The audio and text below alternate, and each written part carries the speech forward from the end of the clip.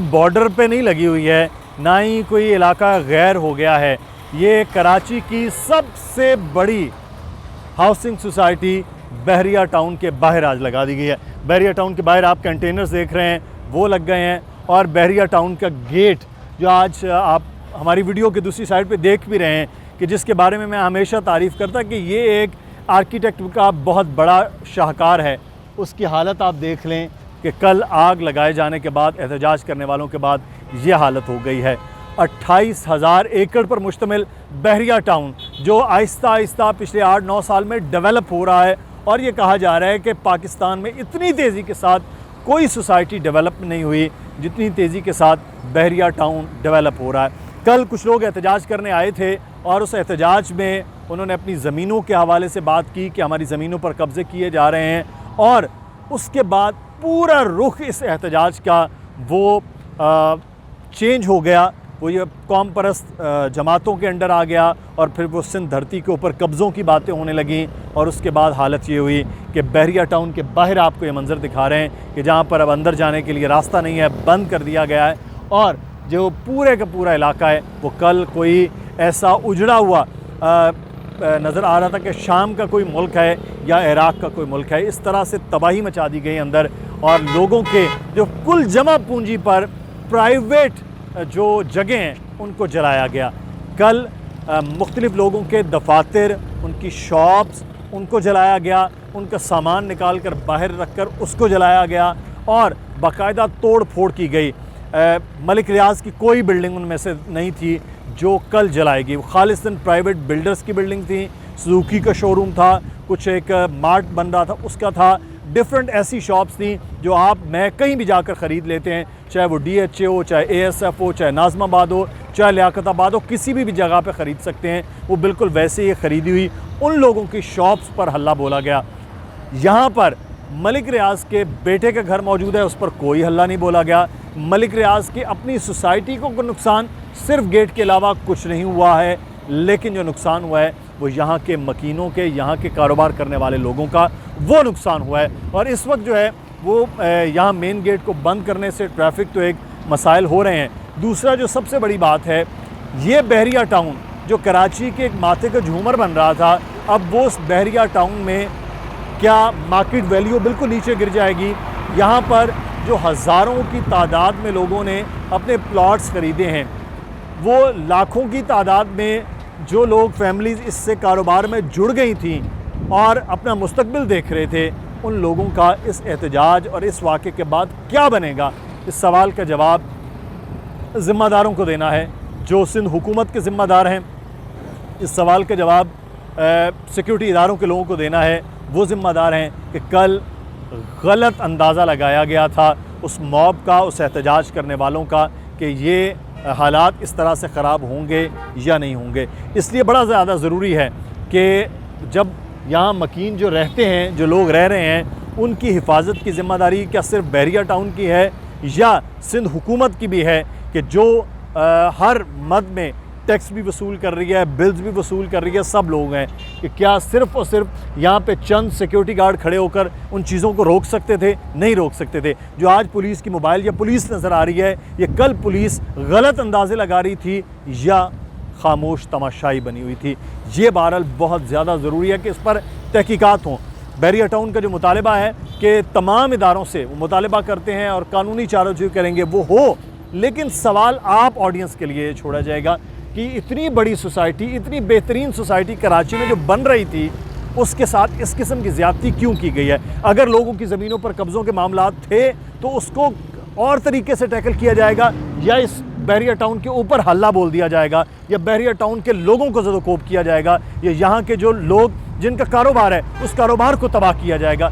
ये सवाल बड़ा अहम है। और आज बहरिया टाउन में ये लगने वाली आग न सिर्फ सिंध हुकूमत, मुराद अली शाह, पाकिस्तान पीपल्स पार्टी, बिलावल भुट्टो साहब, सब पर सवाल उठा रही है कि कराची के मकीन किसी एक जगह महफूज हैं? कोई एक जगह हो जहाँ पर वो महफूज हो सकते हैं कि जत्थे आएँ, आकर हमला करें, लोगों को ज़दोकोब करें, उनकी अमलाक जला दें और बहरिया टाउन के मेन गेट को जला दें? कोई आएगा, कोई भी आएगा और वो आके नुकसान कर लेगा और कोई पूछने वाला नहीं होगा?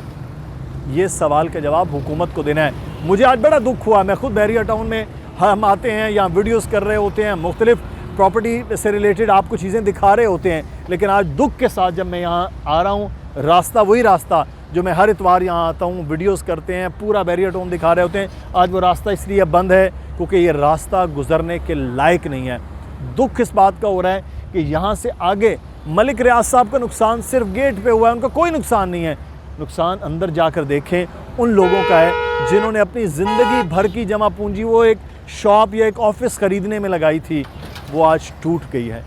ये नुकसान उन लोगों का हुआ है जो कराची में हाई राइज बिल्डिंग और एक इंटरनेशनल स्टैंडर्ड का इंफ्रास्ट्रक्चर और वहाँ पर एक सोसाइटी बनाने जा रहे हैं।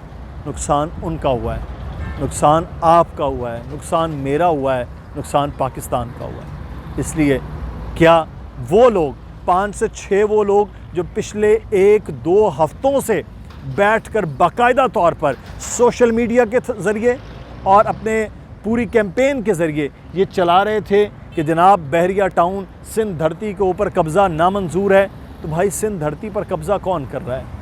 अगर सिंध की ये ज़मीनें आज से पहले 28,000 एकड़ थीं तो तब ये सिंध धरती पर कब्ज़ा क्यों नहीं था? क्या ये एक एहतजाज जो यहाँ किया गया वैसा ही कोई एक एहतजाज बिलावल हाउस के बाहर किया गया? जरदारी साहब सिंध हुकूमत ज़िम्मेदार नहीं थी? बिलावल हाउस के बाहर कितने किए गए हैं? जरदारी साहब के घर के सामने कितने किए गए एहतजाज?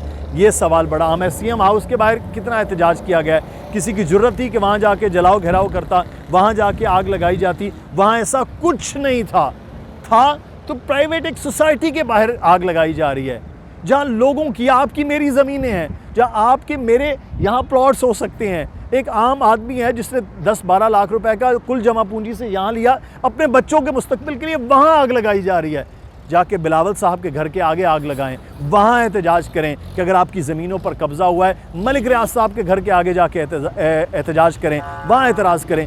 एक बड़ी सोसाइटी जिसमें लाखों लोगों के घर हैं, लाखों लोगों के मकान बनने हैं, कारोबार चलने हैं, छोटे मोटे यहाँ नौकरी करने वाले मज़दूर लोग थे अंदर।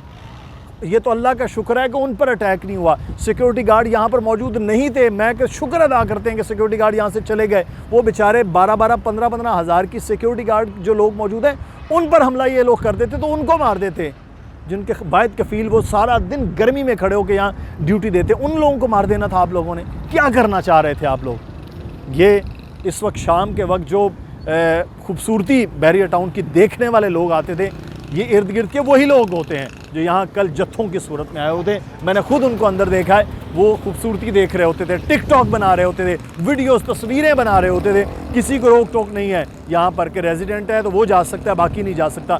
पाकिस्तान का एक इंटरनेशनल स्टैंडर्ड का थीम पार्क अंदर बना है, ये तो वहाँ तक नहीं पहुँचे कि उसके झूलों को, उन चीज़ों को आग लगा देते जो पूरे कराची में हमारे पास तो तफरीह के कोई सामान नहीं है, लोग यहाँ आते उसको नहीं। यहाँ बिल्कुल इसके दूसरी तरफ कार्निवाल बना हुआ है, उस कार्निवाल में बच्चों के झूले, लोगों के खाने पीने की चीज़ें हैं, तफरीह की चीज़ें। क्या इनको जलाने आ गए थे? क्या करने आए थे भाई? अपने एहतजाज का हक़ का अब आपको मिलेगा क्या? मैं आखिर में बस चीज़ों को वाइंड अप करते हुए मैं आपको ये बता दूँ, ये मैं वो कहते हैं कि फ्यूचर की मैं आपको बातें बता देता हूँ। 6 से 7 लोग हैं, वो मैनेज हो जाएंगे। उनको मैनेज करने के बाद उनको पैसा मिल जाएगा, उनको हो सकता है कोई प्लॉट भी मिल जाए, चीज़ें वहाँ सारी मैनेज हो जाएंगी। वो आराम से साइडलाइन हो जाएंगे। जो गरीब की ज़मीन पर अगर कोई कब्ज़ा हुआ है तो वो वहीं रहेगा। दूसरे नंबर पर बात, ये तमाम तर चीज़ों से यहाँ पर चलता हुआ कारोबार जिसको रियल एस्टेट सेक्टर में इतना बूम मिला इस हुकूमत के साल में, वो सारे का सारा फिर यहाँ पर बैरियर टाउन में वो डाउन होना शुरू हो जाएगा। ये वो चीज़ें होंगी जिसके असरात मार्केट पर नज़र आएंगे। इसलिए हक़ जिनका था, जिनकी ज़मीनों पर कब्ज़ा था, मैं आप अफसोस के साथ कह रहा हूँ कि उनको हासिल कुछ नहीं होगा और मफाद परस्त टोला जो है वो हासिल करने में वो कामयाब हो जाएगा। तो ये सूरत हाल आपके सामने है। आज दुख के साथ हमें ये वीडियो करना पड़ रही है। दिखाते हम बैरियर टाउन की खूबसूरती हैं आपको, बैरियर टाउन के रेट्स हैं, वहाँ पे होने वाले प्रोजेक्ट्स हैं, लेकिन मसला ये है कि ये सारे का सारा वो जो प्रोजेक्ट्स और वो सारी चीज़ें हैं वो आज हम नहीं दिखा रहे हैं। आज आपको कल होने वाली तबाही, कल मैं तो आ ही नहीं सका इसी वजह से कि वहाँ क्या मंज़र होगा कि वो देखा जाएगा। आज हम इसलिए पहुँचे कि ये हालात इस वक्त हैं बैरियर टाउन के। अपना ख्याल रखिएगा जनाब। कोई सवाल हो ज़रूर बात करेंगे। बैरियर टाउन की मार्केट पे क्या असरात होंगे, क्या चीज़ें होंगे, हम आपको उसके बारे में ज़रूर अगले आने वाले दिनों में बताएंगे। अपना ख्याल रखिए। अल्लाह हाफ़िज़।